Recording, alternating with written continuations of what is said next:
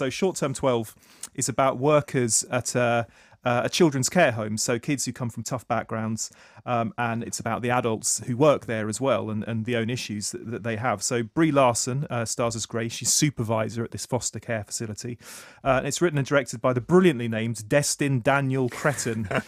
This is Certificate 15. Here's a clip of Short Term 12.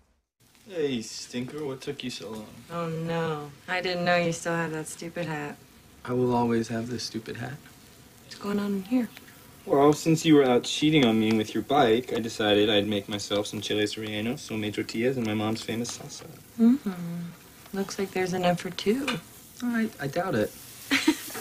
Nice. You don't have to be jealous of Floyd. Floyd? Your bike has a name now? Of course he does. We're very close. I don't know what you see in him. Nice grip. Comfy seat. There is no way his seat is as comfy as mine. You're right. I think I'm gonna go take a shower. Floyd got me all sweaty. I hate that bike.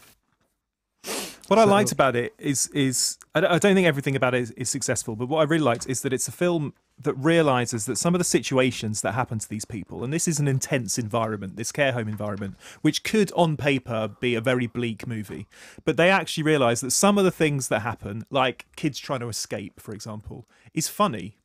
And it reminded me of One Flew Over the Cuckoo's Nest. It's like a junior One Flew Over the Cuckoo's Nest in parts, because that was similar. It's like some of this is going to be funny, some of it is going to be very intense, and some of it's going to be very serious. But there are things that happen in these environments that are absurd and crazy, and you can laugh at it. And I think that helped to open up the story and let us into it. I didn't believe a word of it. Didn't believe a word? No, Wow. it was really had a bad effect on me, this movie. It was asking me to feel so sorry for its characters that in the end I wanted to push them all off a cliff. It's like, it's just the complete opposite to Drinking Buddies. I felt it was so aware of itself.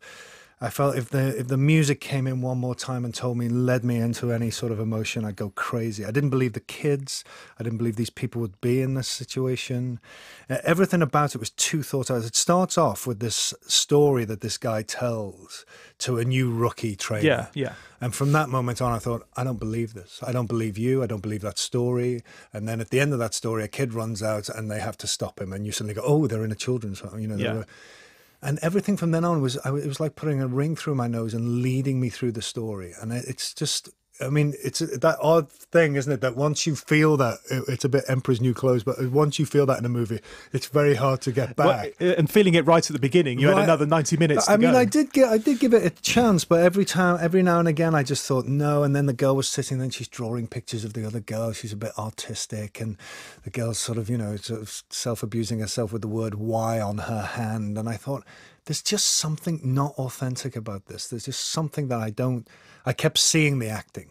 That was my main thing. Whereas with Drinking Buddies, which is a very similar film in its tone and its audience maybe, but you're not seeing the acting. You feel voyeuristic by watching it. I never felt voyeuristic. I as I said, I picked up on the funnier moments, which I did really enjoy. But the problem I had is that it's like you said, it seemed to be trying too hard, and it seemed to be trying too hard to tie everything up and to make it all neat and tidy by the end. And really, this is exactly the kind of film that shouldn't be like that. Yeah. The style of the film should be a lot more laid back and loose, but it didn't have the guts to do that when it actually really counted, which is towards the end. And it's done quite well at, I think, the South by Southwest Film Festival, and it did feel like a film festival kind of movie. And what I mean by that is, what I mean by that, David, is that I think if you went to see it at a film festival, or if you're a critic at a film festival, in that environment, you kind of like it. You think this is quite cute. But in the outside world... Are you giving films a different license than when you're I think you are, yeah. Right. I think you are. And in the outside world, like the real world, and now it's out and it's released,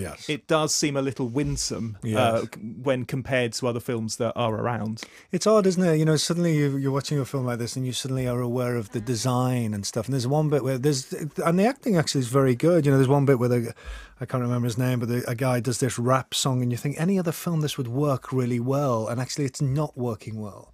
And it's slightly patronising to its audience and then patronising to its characters slightly. So I don't know. I mean, it was one of the films of this week that really put my nerves on edge, let's say. But Wow, it's a complete non-starter for you. Whereas there were moments that I did enjoy, but I think certainly it's going to struggle. I think because it does look a little out of place now. It's actually released and on the big screen. It doesn't look quite as successful as you might be led to believe by looking at the accolades that it's picked up.